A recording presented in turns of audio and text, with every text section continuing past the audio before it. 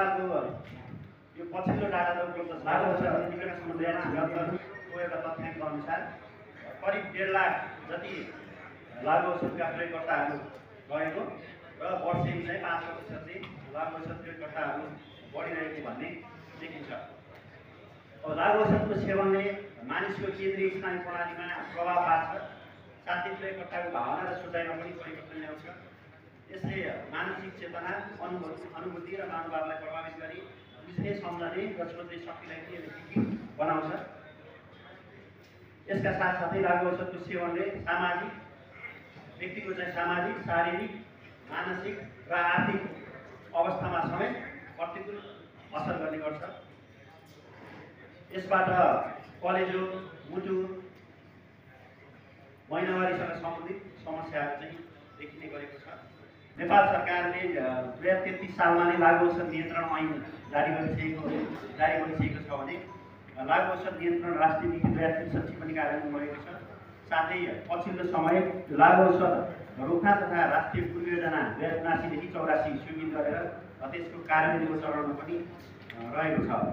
त्यही कार्ययोजनामा उल्लेखित विभिन्न विषयहरूलाई चाहिँ कार्यान्वयन गर्ने सन्दर्भमा गृह मन्त्रालयको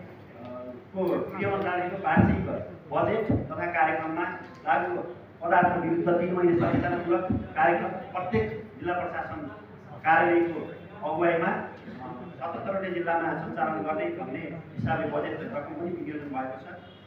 उक्त स्वीकृत वार्षिक कार्यक्रम कार्यान्वयन गर्नको लागि यो शुभारम्भ कार्यक्रम हामीले आयोजना गरेका हौँ।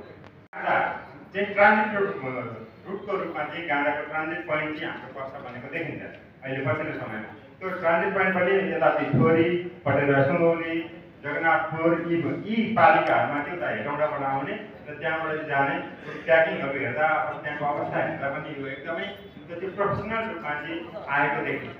त्यो कुनै पनि बारीमा काटेर सुकाएर ल्याएको हुँदैन, त्यसको ट्र्याकिङको तरिका हेर्दा, बोकाको अवस्था हेर्दा त्यसलाई यति कम्प्याक्ट रूपमा प्याक गरिएको हुन्छ, यति मजबुत रूपमा चाहिँ मेसिनले प्याक गरिएको हुन्छ।